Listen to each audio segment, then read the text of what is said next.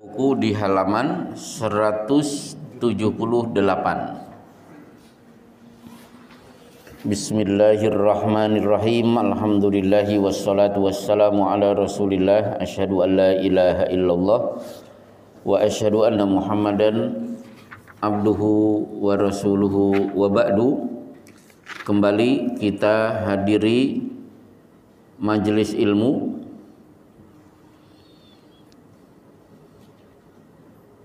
masih seputar Riyadhus Shalihin di babu al-amri bil muhafadzati ala sunnati wa adabiha, menjaga sunnah dan adab-adabnya.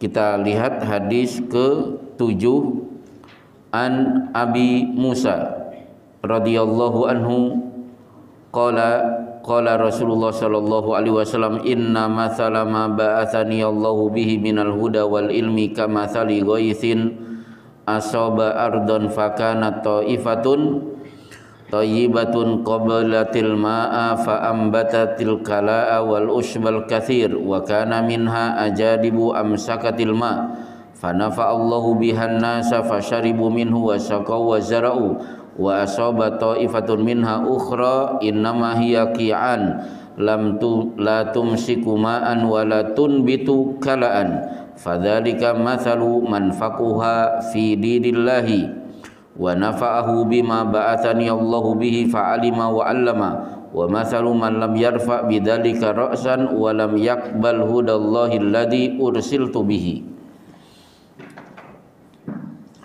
Artinya, sesungguhnya perumpamaan petunjuk ilmu yang dengannya akan diutus oleh Allah adalah bagaikan hujan yang mengenai tanah.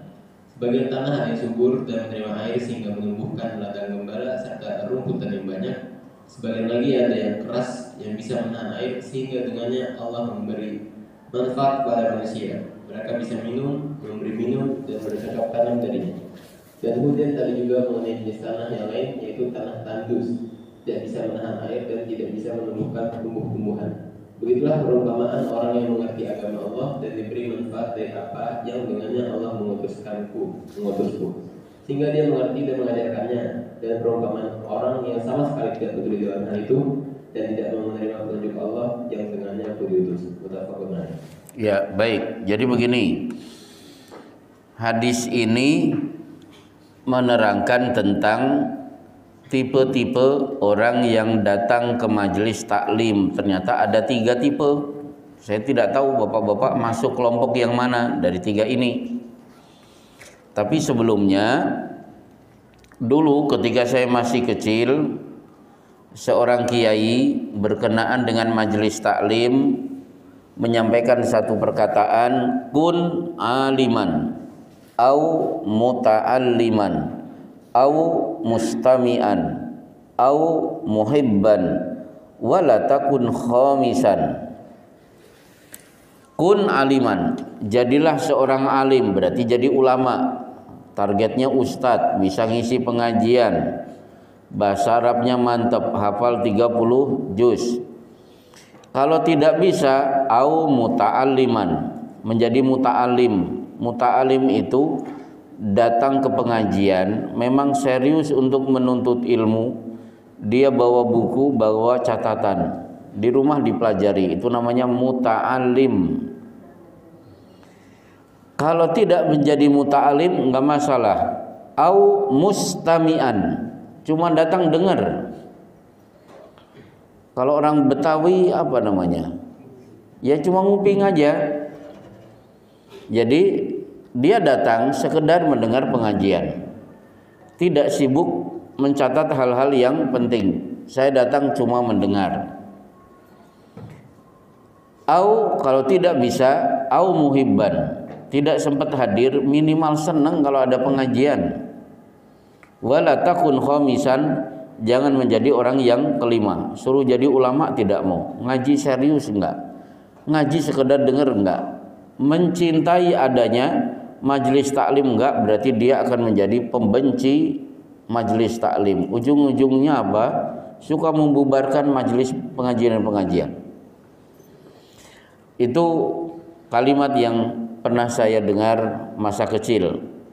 Nah, begitu masuk pesantren, akhirnya kita tahu hadis ini, duduk di majelis taklim itu ibarat ada 3 kelompok diibaratkan dengan hujan. Di sini hujan menggunakan kata ghaith. Hujan itu mungkin ghaith, mungkin mator, mungkin wabil. Wabil itu hujan bagus, ghaith hujan bagus. Kalau mator itu identik dengan hujan jelek yang bikin banjir, itu kemarin itu mator. Baik, kita lihat pelan-pelan. Kelompok pertama, orang yang datang ke pengajian, ibarat hujan turun menimpa tanah yang gembur, akhirnya airnya meresap ke bawah, ke tanah. Di bawah sana ada sumber mata air, di atasnya rumput-rumput, pohon-pohon pada tumbuh.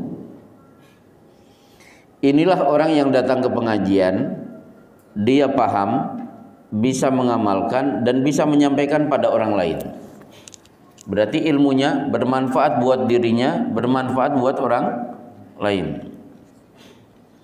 Berarti orang ini masuk kelompok aliman, menuntut ilmu sampai akhirnya menjadi ulama, menjadi ustadz. Nah, kelompok kedua ibarat hujan turun terkena tanah yang kering, keras. Air meresap ke bawah, di bawah ada sumber mata air, cuma di atasnya tidak ada tumbuh pohon. Berarti apa? Orang datang pengajian, dia paham, bisa mengamalkan, tapi tidak bisa menerangkan. Seumur hidup tidak pernah meningkat dari orang yang menuntut ilmu menjadi orang yang bisa menyampaikan ilmu. Ibarat orang Betawi, ibu-ibu pulang, Pak, Masya Allah, tadi pengajian luar biasa, materinya sangat bagus, betapa ruginya kalau aku tidak hadir. Terus suaminya nanya, yang disampaikan ustadznya apa? Pokoknya bagus, salah sendiri Bapak, kenapa tidak datang? Nah, orang itu yang kedua, dia paham tapi tidak bisa menerangkan, cuma dia bisa mengamalkan. Berarti manfaat ilmu itu buat dirinya sendiri tetap bagus. Nomor 1 luar biasa, nomor kedua tetap bagus. Nah, kira-kira Pak Agus nomor 1 atau nomor kedua? Pengen ya, tapi kenyataan ya. Baik. Yang ketiga, nah jadi airnya tanah ke super tandus, super keras, tidak bisa menahan air, tidak bisa menumbuhkan tumbuhan. Akhirnya apa? Terjadi genangan, ujungnya banjir. Nah, inilah orang yang datang ke pengajian ngerusak pengajian. Ilmu tidak bisa masuk ke hatinya, cuma bisa masuk ke telinganya. Contohnya apa? Ya termasuk intel. Nah, intel itu datang ke pengajian itu bukan untuk menuntut ilmu, tapi mencatat ini masuk klarifikasi pengajian Wahabi atau tidak ini. Pengajian kan ada apa nama? Tidak intoleran ya. Ini pengajian intoleran tidak. Nah, jadi itulah kelompok ketiga. Menuntut ilmu bukan untuk dipahami, dipelajari, diimani, tapi sekedar tahu tapi malah merusak. Dan pada masa Rasulullah itulah orang-orang munafik. Ujung-ujungnya yatasallaluna liwada, jalan membungkuk keluar sambil berlindung di balik punggung-punggung para sahabat. Tahu-tahu sudah keluar, ikut pengajian tapi nggak sampai selesai keluar, kemudian ngomong-ngomong tidak sesuai dengan apa yang disampaikan oleh Rasulullah Shallallahu Alaihi Wasallam. Termasuk orang-orang Yahudi, minalladzina hadu yuharrifunal kalima ammawadihi wa yaquluna sami'na wa asoina wasma ghaira musma'in. Kami mendengar tapi hakikatnya cuma di telinga, tidak masuk ke dalam hati. Berarti janganlah menjadi kelompok ketiga. Baik, selesai. Masuk di bawahnya. An Jabir radhiyallahu anhu qala qala Rasulullah sallallahu alaihi wasallam mathali wa mathalukum kamathali rajulin aw qada naron faja'alal janadibu wal farasu yaqna fiha wa huwa yadubbuhunna anha wa ana akhidun bihujazikum anin nar wa antum tafallatuna min yadayya. Dari Jabir radhiyallahu anhu bila berkata, Rasulullah SAW bersabda, perumpamaan diriku dengan kalian adalah seperti seorang laki-laki yang menyalakan api, maka dalam kubu berjatuhan ke dalam api itu, sementara dia berusaha melindunginya dari api. Aku memegangi pinggang kalian sementara kalian banyak yang lepas dari kedua tanganku. Ibarat api unggun. Malam hari kalau ada cahaya, binatang-binatang kan pada mendekat seperti laron dan lain sebagainya. Api itu adalah neraka, ibarat neraka. Rasulullah ibarat orang yang berada di depan api, menghalau-halau laron, serangga jangan sampai mendekat. Sudah ada yang mencegah, ternyata tetap masuk juga. Itulah perumpamaan antara Rasulullah dengan umatnya. Dan ketika disebut umat, perlu saya sampaikan, coba kalau ada pertanyaan, misalnya Donald Trump itu umat Rasulullah atau bukan? Pak Agus, coba Donald Trump itu umat Rasulullah atau bukan? Terus umatnya siapa? Ada ibu-ibu? Jadi umat itu ada dua. Hari ini, yang hidup hari ini, semua adalah umat Rasulullah Sallallahu Alaihi Wasallam. Cuma umat Rasulullah terbagi menjadi dua.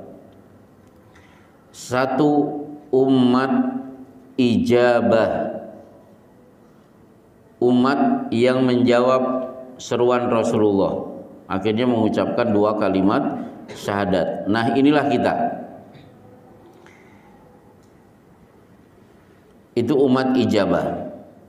Berarti hari ini yang masih berstatus Kristen, Hindu, Buddha, Yahudi, komunis, mereka masuk umat Rasulullah tapi kelompok satu. Yang kedua umat dakwah. Maaf, kok ngelantur saya. Umat ijabah itu umat yang menjawab panggilan Rasulullah Shallallahu Alaihi Wasallam. Kita semuanya, maaf. Yang kedua umat dakwah, berarti masih harus dipanggil-panggil, ayo masuk Islam. Itulah Donald Trump, itulah orang Kristen, Hindu, Buddha, itu umat dakwah. Kalau umat ijabah sudah menjawab panggilan Rasulullah, KTP-nya sudah Islam, sholat 5 waktu ditunaikan dengan baik. Nah, Rasulullah Shallallahu Alaihi Wasallam sampai ma yuqarribuka ilal jannah wa yubaiduka minan nar illa qad buyyina lakum. Tidak ada satupun masalah yang membuat kalian semakin dekat masuk surga, dan tidak ada satu masalah yang menyebabkan kalian bisa terperosok ke dalam neraka kecuali semuanya aku sudah jelaskan kepada kalian sejelas-jelasnya. Mana jalan benar dan mana jalan yang bengkok, yang salah. Kok masih ada orang yang tidak mau mengikuti seruan Rasulullah? Itulah laron-laron yang sudah dicegah, tetap mendekati api, akhirnya terbakar oleh api. Baik, kita masuk hadis ke-9. An Jabir radhiyallahu anhu anna Rasulullah sallallahu alaihi wasallam amara bilaqil asabi was sahfah wa qala innakum la tadruna fi ayyiha al barakatuh. Dari Jabir radhiyallahu anhu bahwa Rasulullah SAW memerintahkan agar menjilat di jari jemari dan piring. Beliau bersabda, sungguhnya kalian tidak mengetahui di manakah keberkahan itu. Ya, berarti tidak boleh mubadir. Kenapa? Baik makanan dan piring itu makhluk hidup. Mana dalilnya? Untuk makanan, di Sahih Bukhari dari Abdullah bin Mas'ud, kunna lanasma'u tasbihat ta'am wa huwa yukal. Kami dulu biasa mendengar suara tasbih dari makanan yang sedang kami kunyah. Jadi makanan itu tidak sekedar makhluk hidup, tapi beriman, buktinya bertasbih. Sebagai ekspresi bahagia mereka, kami makanan ternyata dimakan. Dalil lain makanan itu makhluk hidup ketika Rasulullah makan paha kambing yang sudah dilumuri racun oleh Zainab binti Haris. Tiba-tiba si daging kambing berkata, "Ya Rasulullah, ini masmum." Wahai Rasulullah, saya sudah dilumuri racun. Maka beliau pun menghentikan makannya. Sementara piring, ada satu riwayat, man akala fi qas'atin falahasaha istaghfarat lahul qas'ah. Siapa yang makan di piring betul-betul bersih, tidak tersisa, maka piring mengistighfarkan orang itu. Nah, maka di sini baik makanan dan piring ternyata sama-sama makhluk hidup. Makanan bertasbih, piring mengistighfarkan orangnya. Berarti kompak ini. Maka jangan sia-siakan makanan. Dan ternyata mubadir terhadap makanan itu terjadi pada jamaah haji dan umroh. Coba bapak-bapak ketika umroh, ketika makan di ruangan makan, yang mubadir banyak tidak Pak? Wah, ya Allah, telur ngambil 3, dicomot-comot ternyata tidak dihabiskan. Roti ngambil semuanya, semua makanan diambil. Akhirnya tidak dihabiskan. Padahal kaidah yang benar adalah ambil sedikit, kalau kurang nambah, daripada ngambil banyak ujung-ujungnya tidak dihabiskan. Dan itu pelanggarannya terjadi di tanah haram. Oh, itu bahaya. Maka saya berani mengatakan mayoritas jamaah umrohnya tidak mabrur, dilihat dari faktor makanan. Baik. Di bawahnya masih makanan lagi. Dalam riwayat yang lain, idza waqa'at luqmatu ahadikum falyakhudha falyumit ma kana biha min adha wal yakulha wala yada'ha lisyaitan wala yamsah yadahu bil mindil hatta yalqa asabi'ahu fa innahu la yadri ayyi ta'amihi al barakatuh. Apabila satu suapan salah orang dari kalian jatuh, hendaklah dia mengambilnya, membawa kotoran yang ada padanya dan memakannya. Serta janganlah membiarkannya untuk setan, dan janganlah membersihkan tangannya dengan sapu tangan sebelum menjilati jemarinya, karena dia tidak tahu di bagian makanan yang mana keberkahannya itu berada. Di bawahnya, sesungguhnya setan itu selalu hadir menyertai salah seorang di antara kalian dalam segala urusannya, sampai-sampai setan hadir ke makanan kedua ketika dia makan. Karena itu apabila satu suapan terjatuh dari salah seorang di antara kalian, maka hendaklah dia membuang kotoran yang menempel padanya lalu makannya, serta jangan membiarkannya untuk setan. Ya, jadi bakwan jatuh, masih mungkin tidak dimakan. Kalau masih mungkin ambil. Copot yang terkena tanah, yang bersih masih dimakan. Jangan dibiarkan itu dimakan oleh setan. Baik.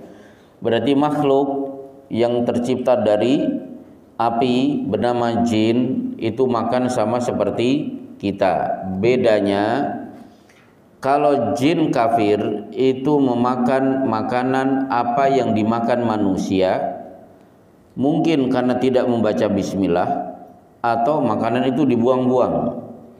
Berarti di tong sampah di ruang makanan jamaah umroh itu makanan-makanan itu pada dimakan oleh setan. Maka di beberapa kitab pernah saya dapatkan setan itu ada yang gemuk dan ada yang kurus. Gemuk itu makan setan yang bisa makan dari makanan yang mubadir tadi. Atau setan bisa gemuk karena selalu menyertai orang yang makan tidak pernah baca bismillah. Sementara jin muslim makanannya bukan roti, bukan pisang dan lain sebagainya, tapi sebagaimana yang sudah kita pelajari di kitab tauhid, Hadis ya ruwaifi la'allal hayata satatulu bika fa akhbirin nasa anna man aqada lihiyatahu aw taqallada watran aw istanja bi raji'in aw admin fa inna Muhammadan sallallahu alaihi wasallam bari'un minhu. Wa ruwaifi, umurmu akan panjang, temanmu mati kamu masih hidup, tolong ini amanat, sampaikan kepada orang-orang. Satu, siapa yang menguncir jenggotnya. Dua, mengalungkan tali busur di leher unta untuk tolak bala, atau beristinja dengan kotoran binatang atau tulang. Tiga orang ini Muhammad berlepas diri dari mereka. Kenapa kotoran binatang dan tulang tidak boleh dijadikan untuk istinja setelah kencing, buang air kecil atau buang air besar? Karena Rasulullah pernah ketemu delegasi jin. Setelah mereka bersahadat, sebelum berpisah, jin-jin berpesan kepada Rasulullah, dan akhirnya Rasulullah pun menyampaikan kepada para sahabat.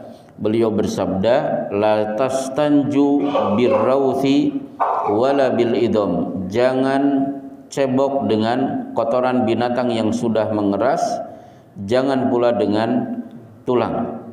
Fa innahuma zadu ikhwanikum minal jin. Dua benda ini makanan saudara-saudara kalian dari kalangan jin. Baik. Nah, kemudian dari hadis ini berarti makanan jatuh kalau masih memungkinkan untuk dimakan, makan, bukan dibuang.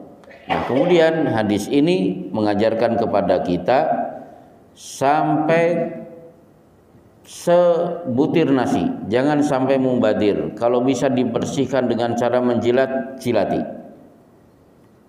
Meskipun tolong menjilat juga pakai etika, sebagaimana ketika bersiwak juga harus pakai etika. Sudah ngobrol siwak di depan temannya kan pasti risih. Apalagi ada seorang yang Imam Malik kan pernah marah kepada muridnya ketika Imam Malik sedang mengisi pengajian, sementara muridnya sepanjang pelajaran bersiwak. Pengajian selesai, muridnya diminta untuk jangan pulang. Ditanya, yang lain sibuk menyimak pengajian, kenapa kamu bersiwak? Loh, ini kan sunnah Rasul. Akhirnya Imam Malik, ya kalau alasannya sunnah Rasul, ya sudah, nyabut bulu ketiak juga sunnah Rasul. Silahkan mendengar pengajian sambil mencabut bulu ketiak. Sunnah Rasul itu ada tempat-tempatnya masing-masing. Dan jangan sampai sunnah Rasul itu ditolak gara-gara perilaku kita. Baik. Dari sini berarti satu piring nasi itu boleh jadi keberkahan cuma ada di satu butir nasi. Yang lain itu ampas semuanya.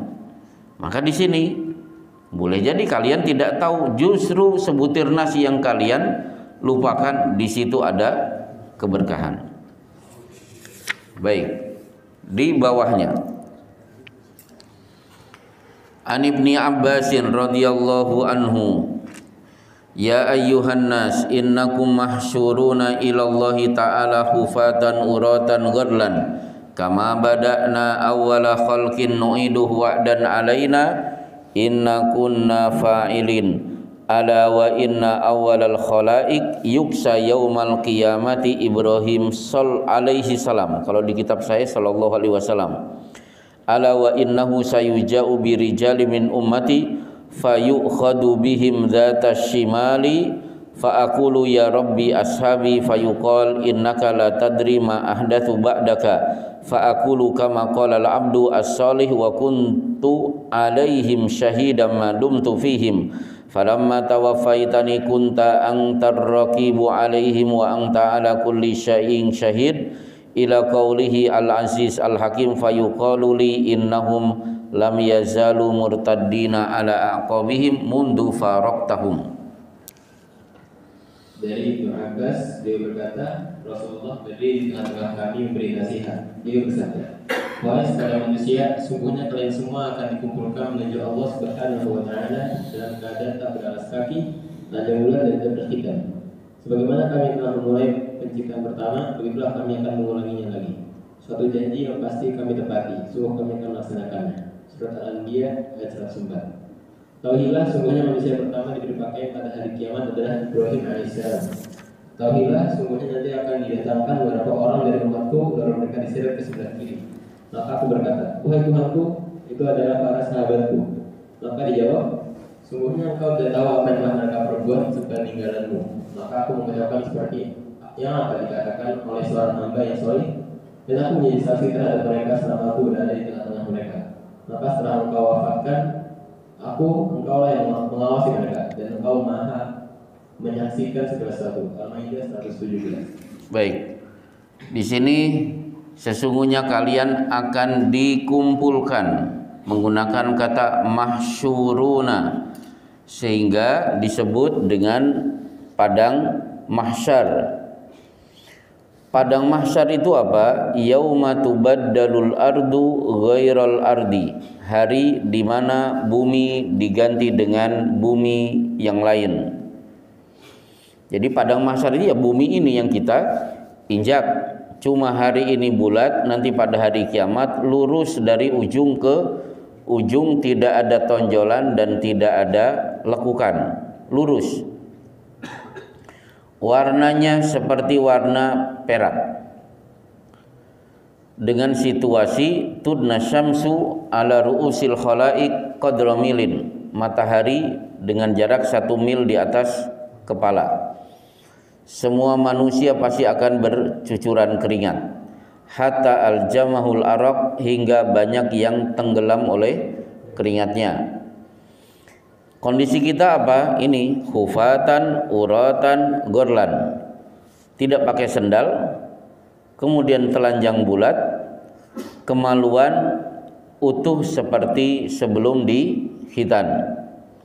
Dalam riwayat yang lain, Aisyah bingung, annasu yang dulu ba'duhum ba'don, loh, apa tidak malu satu dengan yang lain saling melihat auratnya? Oh, tidak mungkin, karena perkara hari itu jauh lebih besar daripada sekedar memperhatikan aurat orang lain. Saking menakutkannya, orang sudah tidak terpikir rasa malu.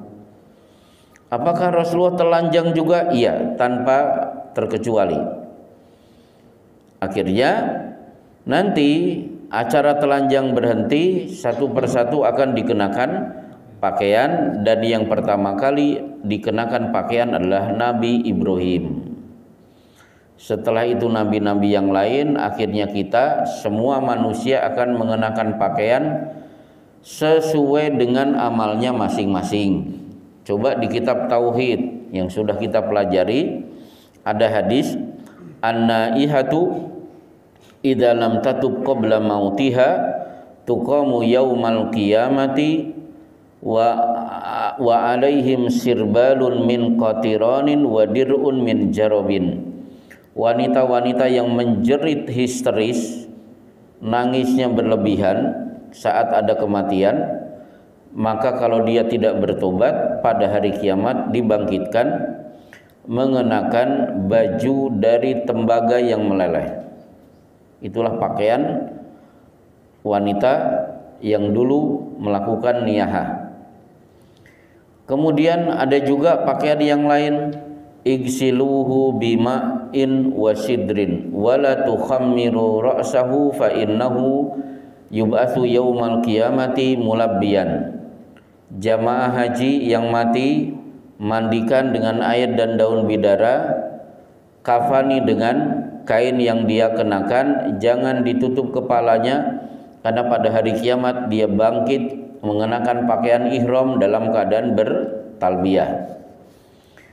Kemudian ada pakaian juga, misalnya man labisa thawba syuhrah albasahullahu yaumal qiyamati thawba mudillah. Siapa yang mengenakan pakaian nyeleneh ingin menjadi pusat perhatian, maka pada hari kiamat Allah akan mengenakan pakaian yang pakaian itu membuat dia terhina di hadapan seluruh manusia. Contoh pakaian nyeleneh-nyeleneh, misalnya celana disobek-sobek, atau celana panjang yang kanan panjang, yang kiri cuma sampai dengkul. Apalagi yang lain yang nyeleneh? Pernah Pak Agus melihat orang memakai pakaian nyeleneh? Termasuk bapak-bapak pawai 17-an kemarin di komplek perumahan saya melihat pakai kebaya, terus pakai sanggul. Nah itu kan pakaian nyeleneh. Pakai anduk doang, iya. Pokoknya mengenakan pakaian itu menyendiri, akhirnya menjadi pusat perhatian. Nanti pakaiannya bukan pakaian yang layak, tapi pakaian yang dia terhina di hadapan seluruh manusia. Itu berarti mengenakan pakaian sudah terjadi di padang mahsyar. Nah, begitu nanti masuk surga, alaihim thiyabu sundusin khudrun wa istabrak, seluruh penghuni surga dikenakan pakaian sutra yang tebal dan tipis, semuanya berwarna hijau. Baik. Akhirnya kemudian ada umat Rasulullah Shallallahu Alaihi Wasallam ternyata dilempar ke kelompok kiri, berarti dimasukkan ke neraka. Nah, Rasulullah pun bingung, loh itu kan sahabatku, maksudnya umatku. Maksudnya begini, salah satu tempat yang menjadi pertemuan kita dengan Rasulullah itu adalah telaga. Maka beliau bersabda, wa ana waridun alaikumul haud, aku tunggu kalian di depan telagaku. Ternyata seluruh orang yang pernah mengucapkan kalimat syahadat dan berwudu karena sholat, mereka akan mendapatkan mereka masuk ke dalam hadis, inna ummati ya'tuna yaumal qiyamati ghurran muhajjalina min atharil wudu, seluruh umatku akan datang pada hari kiamat berkilauan bercahaya dari anggota tubuh yang terkena air wudu. Tidak terkecuali, pokoknya yang pernah syahadat, pernah sholat, otomatis pernah wudu. Nah ternyata orang ini terusir dari telaga. Nah, Rasulullah melihat, loh itu kan ada cahaya. Nah, makanya dijawab pada kalimat terakhir, di sini engkau tidak tahu apa yang terjadi setelah engkau meninggal dunia. Maka dikatakan sesungguhnya mereka terus berbalik ke belakang murtad sejak engkau meninggalkan mereka. Berarti dari kalimat ini, satu, Rasulullah tidak tahu apapun yang terjadi setelah beliau meninggal dunia. Dan itu persis seperti apa yang diucapkan oleh Nabi Isa ketika nanti pada hari kiamat ditanya, a anta qulta linnasi ittakhiduni ilahaini min dunillah, wahai Isa, kamu pernah mengajarkan kepada umatmu jadikan aku sebagai Tuhan?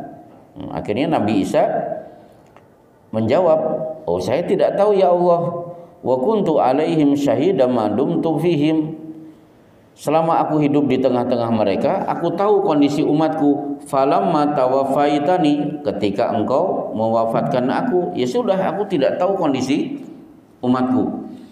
Ini bantahan bagi orang yang datang ke kuburan Rasulullah Shallallahu Alaihi Wasallam kemudian minta-minta. Rasulullah tidak tahu bahwa umatnya mau minta-minta di depan kuburan beliau. Baik. Dari sini berarti gelombang murtad itu terjadi setelah Rasulullah wafat sampai hari ini. Maka Al-Maidah 54 Allah berfirman,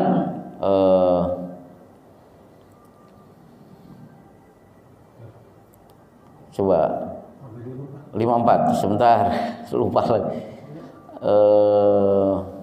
Mayyarta ya ayyuhalladzina amanu mayyartadda minkum, coba dilanjutkan. Masih ingat?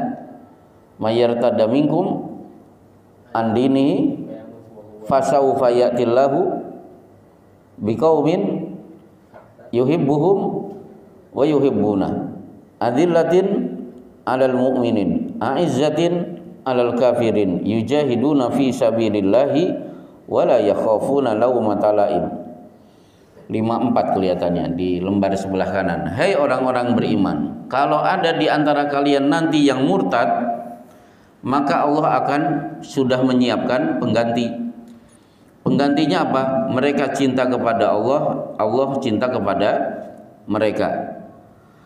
Mereka lembut kepada sesama mukmin, sikap tegas kepada orang kafir, dan mereka berjihad tidak punya rasa takut meskipun mendapatkan celaan dari kanan dan kiri.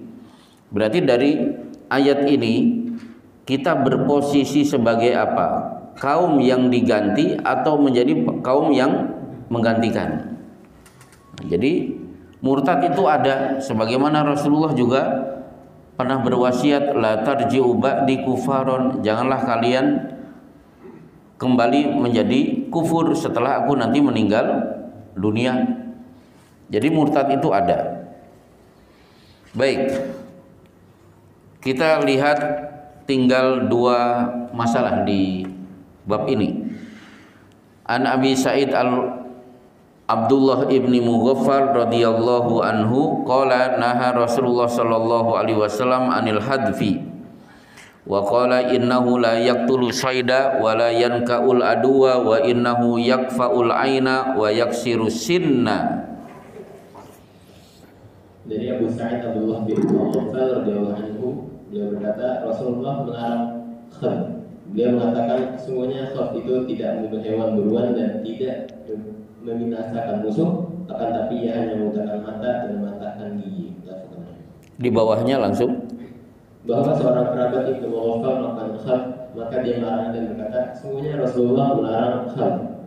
Dia bersabda sesungguhnya ia tidak bisa membunuh hewan buruan. Kemudian dia kembali mengulangi perbuatannya, maka Ibnu Mughaffal berkata, aku telah menceritakan kepadamu bahwa Rasulullah melarangnya, tapi kau masih saja melakukan khab. Aku tidak akan berbicara denganmu selamanya.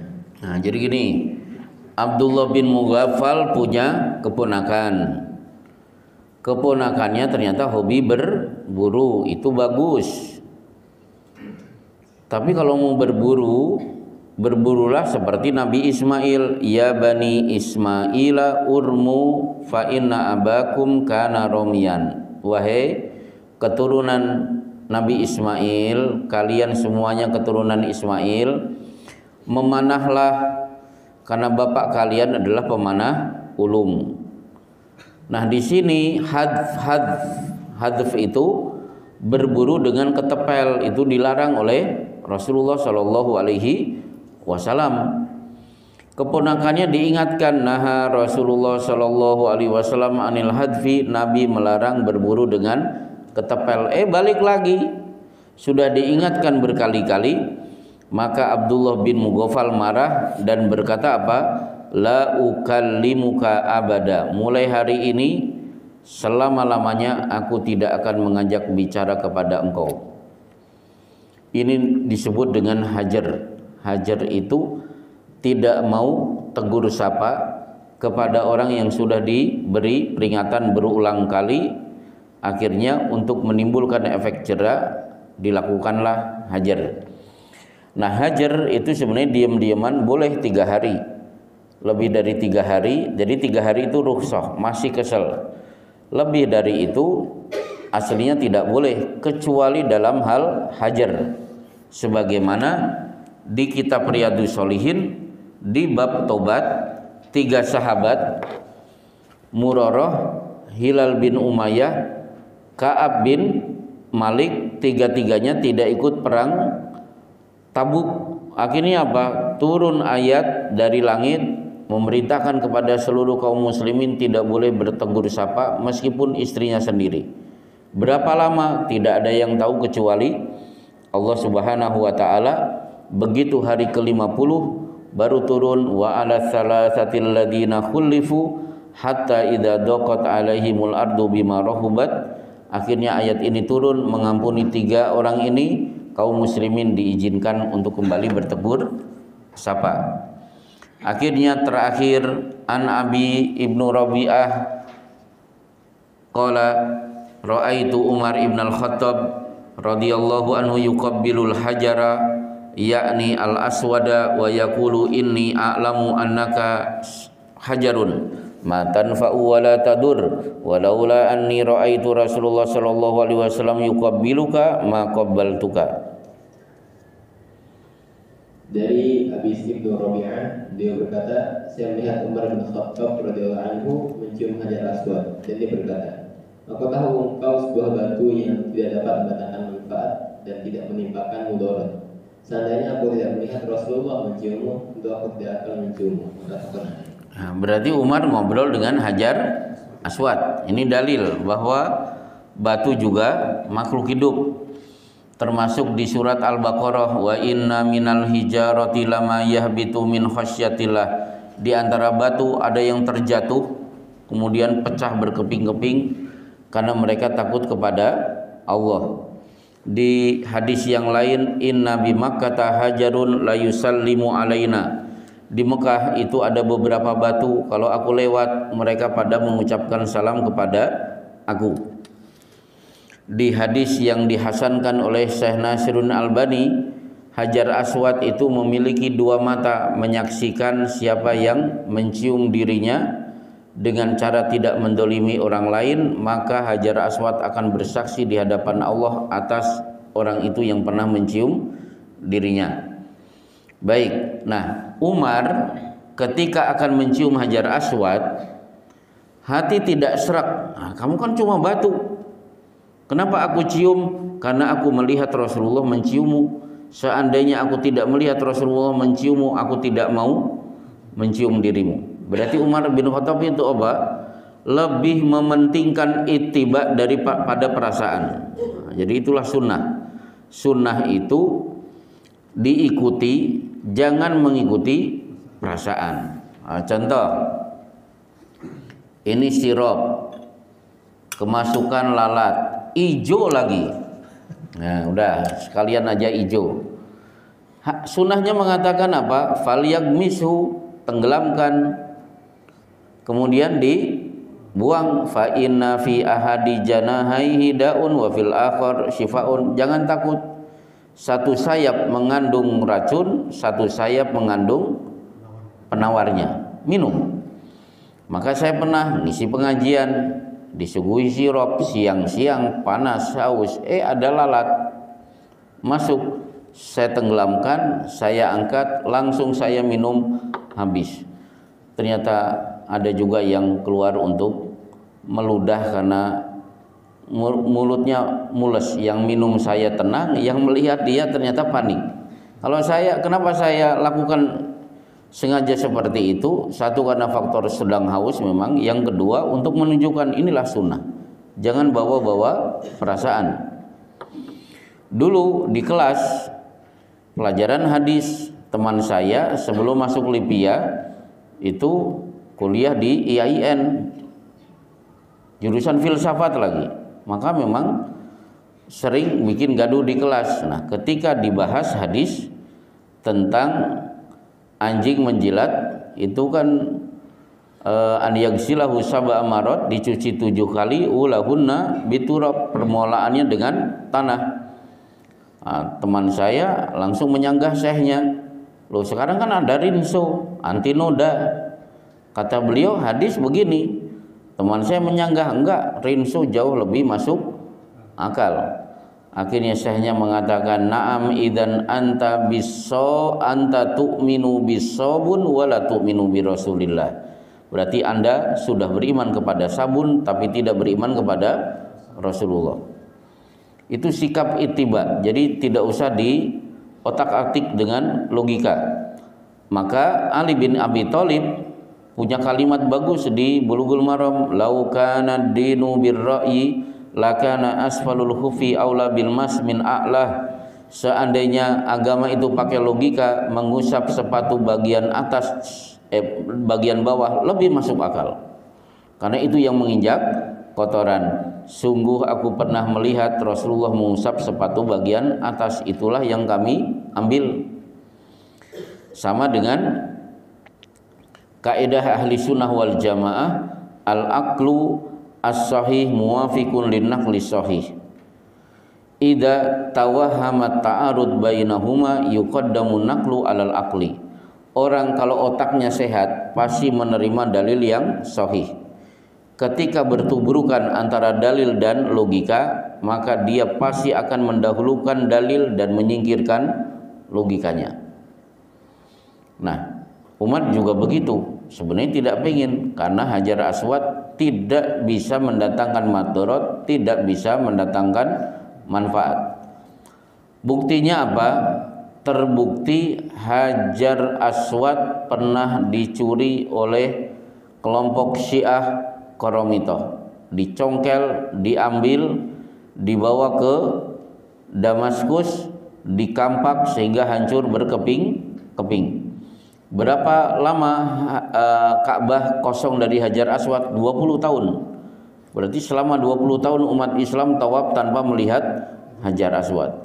20 tahun kemudian berhasil direbut, kepingan-kepingan pecahan kemudian disatukan dengan semen dan akhirnya ditempatkan di tempat semula. Ini bukti Hajar Aswad jangankan menyelamatkan kita, menyelamatkan dirinya sendiri saja tidak bisa. Baik, ada pertanyaan? Berarti bab 16 dinyatakan selesai. Ini Mas Prapto di mana? Mas terpantau di mana?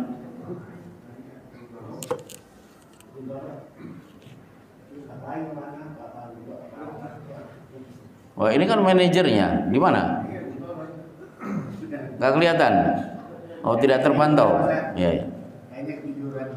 Ya, baik. Ada lagi pertanyaan ibu-ibu atau Pak Agus? Kalau tidak saya yang nanya. Ya. Surah Anbiya ayat 104 ya. Apa itu? Pengulangan, di sini kan pengulangan. Kama bada'na awwala khalqin nu'idu. Jadi saya pernah adu-argumentasi teman-teman. Pengulangan ini katanya diulang terus. Tapi nggak mungkin ada nggak ada kiamat, kata teman saya nih. Saya jelasin banyak menerangkan suatu yang lain. Dia tidak percaya hari kiamat. Iya, sayang katanya Allah udah menciptakan langit dan bumi menciptakannya. Kok rusak? Iya, sama dihancurin gitu. Ya. Nah, ini penjelasannya pengulangan ini maksudnya apa Ustaz? Jadi gini, kalau tidak percaya hari kiamat, rusaknya bumi, ya sudah, nggak usah baca idas sama'u fatarat wa idal kawakibu tatharat wa idal biharu fujirat. Ketika langit pecah, kemudian planet-planet bertuburukan, semua air tumpah ke daratan, itu kan berarti rusak. Termasuk wa takunul jibalu kal ihnil manfus, gunung-gunung itu berterbangan seperti kapas. Berarti dia tidak percaya itu. Berarti iman dia bukan 6 tapi 5. Apa itu yang dikurangi? Iman kepada hari akhir. Itu satu. Pengulangan di sini ada apa tafsirnya? Maksudnya sebagaimana kalian bayi terlahir dalam keadaan tidak pakai sendal, telanjang, kemaluan utuh belum dihitan, dan tidak ada bayi lahir dalam keadaan berkhitan. Tidak ada bayi lahir pakai neckerman, nggak ada, nggak pakai sendal. Nggak ada bayi lahir dalam keadaan pakai baju. Kalau itu dulu kita alami, nanti di akhirat kita mengalami kondisi itu lagi. Maksudnya begitu. Kita akan telanjang lagi, utuh lagi seperti belum dihitan, dan kita dalam keadaan tidak pakai sendal. Baik. Ada yang lain? Ya. Ya. Iya. Di surat As-Saff ayat 2 itu Lima taquluna ma la taf'alun itu. Iya. Ya ayyuhalladzina amanu lima taquluna ma la taf'alun. Hai orang yang beriman, kenapa kalian bisa mengucapkan sesuatu, ngajak-ngajak, tapi kalian malah tidak melaksanakan. Kalau orang Jawa menyebutnya dengan jarkoni, iso ngajar ora iso nglakoni. Berarti pintar ceramah tapi dirinya sendiri tidak melaksanakan apa yang dia ceramahkan. Dan ayat ini sebenarnya sifat asli orang Yahudi, sebagaimana di surat Al-Baqarah. Pasnya ayat 44, atamuruna nasa bil birri wa tansawna anfusakum. Apakah kalian pintar ngajak-ngajak orang berbuat baik sementara kalian melupakan diri kalian sendiri? Nanti ada di bab amar ma'ruf nahi mungkar, hadis unik menurut saya. Jadi ada orang masuk neraka, kemudian disiksa oleh Allah, saking sakitnya dia muter-muter. Ternyata dia dikelilingi oleh banyak orang. Orang-orang ini bertanya, loh, bukankah engkau dulu mengajak kami berbuat baik dan mengingatkan kami untuk tidak berbuat maksiat? Orang itu menjawab, betul, aku ngajak kalian untuk berbuat baik, tapi aku tidak melakukan. Dan aku ingatkan kalian untuk menjauhi perbuatan maksiat, justru aku yang melakukan perbuatan itu. Berarti yang mengelilingi itu kenal. Bukankah kalian dulu ngajak kami berbuat baik?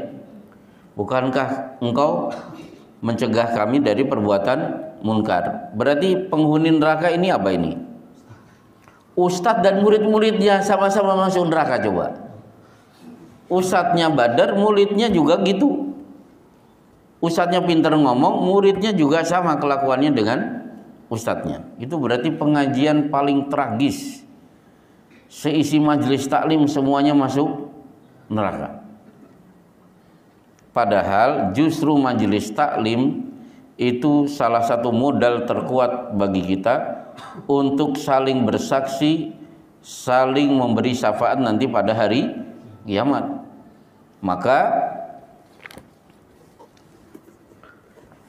di surat Asy-Syu'ara, famalana min syafiin, di lembar sebelah kanan ini. Nah, itu keluhan penghuni neraka yang tetap di neraka dan ada yang dikeluarkan.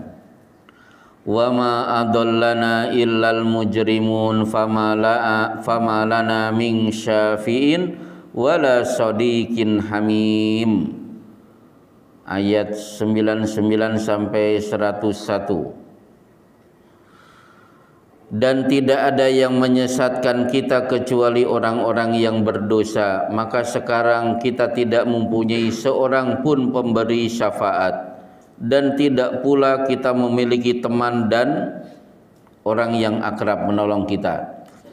Kenapa ini diucapkan? Karena banyak penghuni neraka itu dikeluarkan dari neraka karena kesaksian dari teman-temannya yang dulu sama-sama melaksanakan amal soleh, termasuk duduk di majelis taklim. Maka bapak-bapak nanti ketika masuk surga itu satu dengan yang lain saling mengabsen. Siapa yang belum hadir? Ketika ada temannya belum hadir, maka orang-orang ini akan pergi ke neraka melihat. Ternyata ada di neraka, maka orang-orang ini memberi kesaksian, ya Allah, kami bersaksi atas kehadiran orang itu bersama kami di dulu di dunia. Akhirnya karena pertemanan ini kemudian mereka bisa ditolong, dikeluarkan dari neraka. Nah, pertemanan yang tidak kompak, tidak saling menolong adalah al-akhillau ba'duhum li ba'din aduwwun illal muttaqin. Pertemanan di dunia yang begitu akrab akan berubah menjadi permusuhan pada hari kiamat kecuali pertemanan yang diikat dengan ikatan takwa. Kalau tidak diikat dengan ikatan takwa, itu nanti saling menyalahkan, bermusuhan satu dengan yang lain. Maka ikutilah komunitas-komunitas yang diikat dengan takwa, jangan mengikuti komunitas yang murni sekedar keduniaan. Karena di kitab Tauhid perkataan Abdullah bin Abbas mengatakan waqad sarat mu'akhatun nasi ala amri dunya wa dzalika la yujdi syai'an. Sudah tampak ikatan persaudaraan murni karena urusan dunia dan itu tidak akan mendatangkan manfaat sedikit pun pada hari kiamat. Maka jangan sampai kita ikut paguyuban ikut the Jackmania, apalagi the Viking Bobotoh, apalagi termasuk partai politik. Padahal partai politik itu kaedahnya apa? Pak RW kan menyampaikan kepada kita, prinsip orang yang di partai politik tidak ada teman yang abadi, tidak ada musuh yang abadi, yang ada adalah kepentingan. Jadi bertemannya itu tergantung pemilu hari ini kita berteman dengan partai ini.